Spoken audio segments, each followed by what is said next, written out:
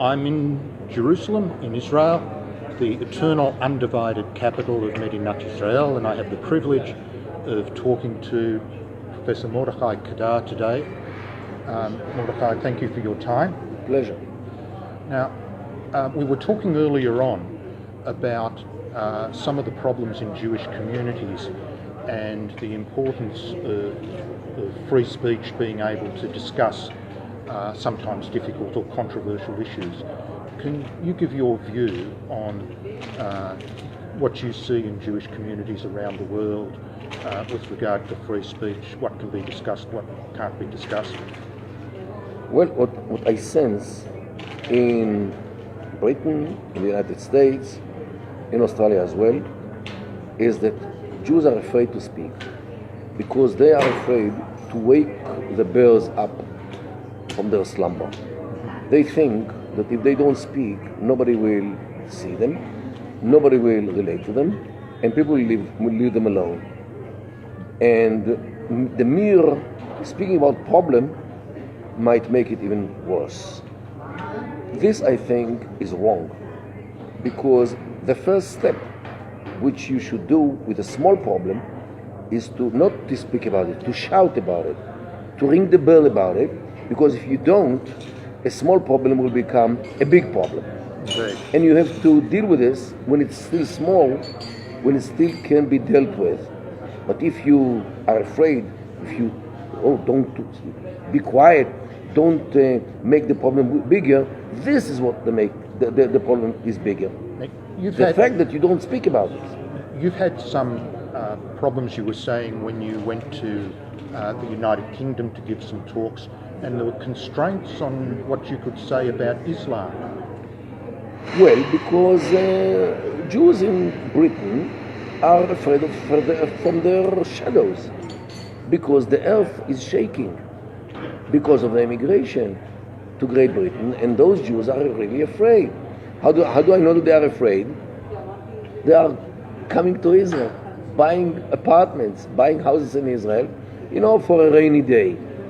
They said the kids already. This, from my point of view, one good sign that they are afraid to be there, and never mind to speak there. I know you've studied the effects of Islam on Jewish communities. Is Islam a threat to Jewish communities?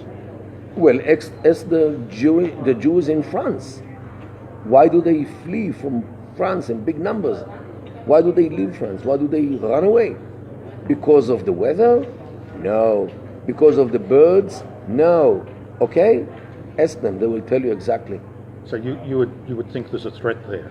Of course. It's the Islamic anti-Semitism which migrates to Europe and meets the European anti-Semitism. Okay. And when they meet together, they accelerate each other. And the Jews are the first to be targeted because the Jews are part of the system. Jews made it because Jews are the best lawyers and accountants and media people and so forth.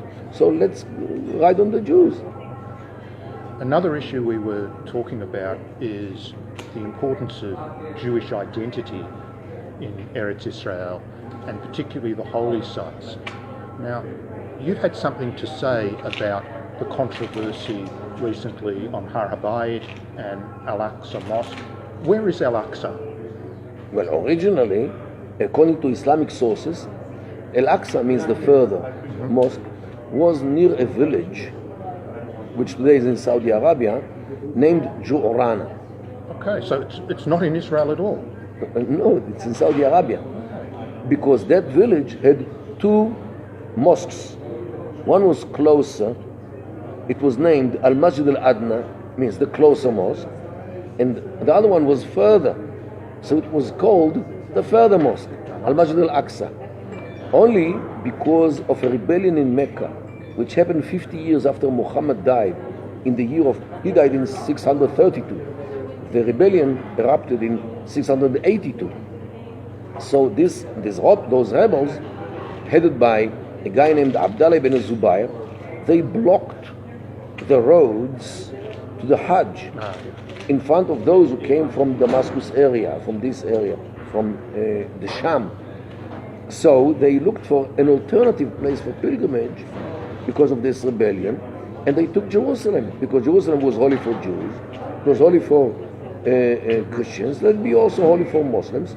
And they took a verse in the Quran which talks about that mosque, al-Aqsa, and they claim that al-Aqsa is actually in Jerusalem, in order to divert the Hajj from Mecca to Jerusalem. So the whole thing about Jerusalem is because of domestic issues, because domestic disputes and struggles inside the Islam, the early Islam of the 7th century, between the center of Mecca and the center of Damascus. So this actually meets the definition of fake news, and we need to explain it more clearly. It is fake news.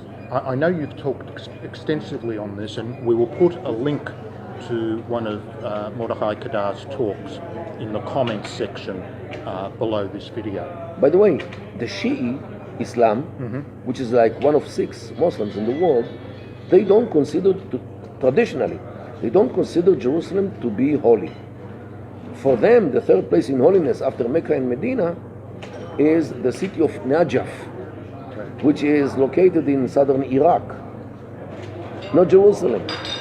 And even according to the Sunnah, who do see Jerusalem as holy, not all their sages believe that Jerusalem is holy. Ibn Taymiyyah, Razali, and others didn't view Jerusalem as holier than any other place. Of course, the exception of Mecca and Medina. But today became too political issue because we Jews came back to our land, our city, and we start, Allah forbid, praying in the Temple Mount, and Muslims cannot take it because according to their belief, Judaism is null and void, din al-batil, as they say in Arabic. And by returning to Eretz Israel, by returning to Jerusalem, returning to the Temple Mount, actually Judaism comes back to life, and they cannot take it. This is why they object Jews who are praying on the Temple Mount. It makes them outrageous.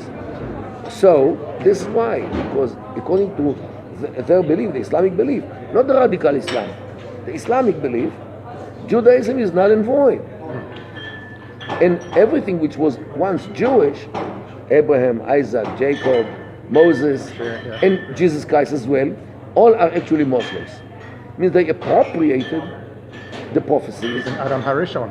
Of course. They appropriated after they occupied the area, the geography of this place, they occupied the history, and they appropriated the religions of this area. Well, thank you very much. I want to keep the video short. I know you've had a look at some of the introductory material about AJA, the Australian Jewish Association that we're forming. And I think this is important and timely. Thank you, to start talking about the problems rather than avoiding them and going around them. Now this is unrehearsed, but I want to thank you for that, and I hope that we can call on your advice from time to Pleasure, time. and I wish you good luck in the AJA. Thank you so much.